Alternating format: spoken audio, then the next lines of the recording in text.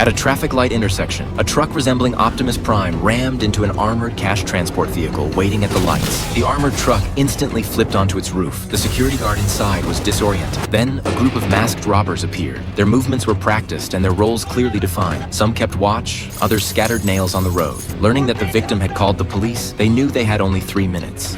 There's the call. 3 minutes. They moved swiftly, blowing open the door. Strangely, they didn't grab the bundles of cash, but took only a single document. What started as a simple robbery took a turn when one guard, his eardrums ruptured from the crash, stared blankly at the robbers, unable to hear. Mistaking his vacant gaze for defiance, the robbers lost control. You wanna fuck with me?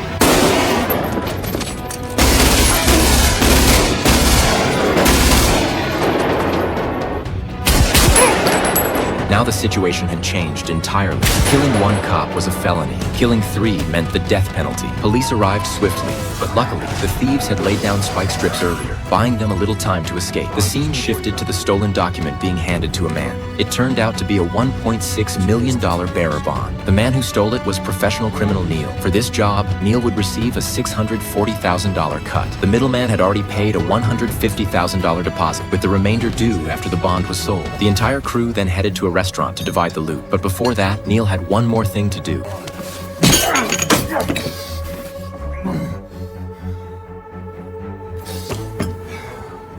With so many people around, Neil couldn't act openly. He called his partner to the car to divide the money. As soon as they stepped outside, Neil made his move. A ruthless criminal never leaves a ticking time bomb within his own ranks. One man kept watch while the other opened the trunk. Just as Neil was about to kill his partner, a patrol car happened to drive by. After the car passed, the man vanished. They searched the entire parking lot but found no trace of him. This slip-up became a new concern for Neil. Meanwhile, the police took this case extremely seriously. It wasn't just the bonds that had been stolen. More gravely, 3 officers had been killed. Vincent, the head of the major crimes unit, was assigned to lead the investigation. He keenly observed that the criminals had completed the robbery in under 3 minutes, demonstrating highly professional execution. They left no evidence at the scene, and even their escape route had been meticulously planned in advance. So thorough it was nearly flawless. Soon, the middleman connected with a buyer. Roger offered to repurchase the bonds at 60% of their value. He pretended to agree, but his real intent was to seize the bonds and eliminate witnesses. On the day of the transaction, the buyer falsely claimed he would come alone. Yet another figure emerged from the rear of the vehicle. As the buyer tossed cash into Neil's car, Neil detected movement approaching through the reflection on the car's paintwork.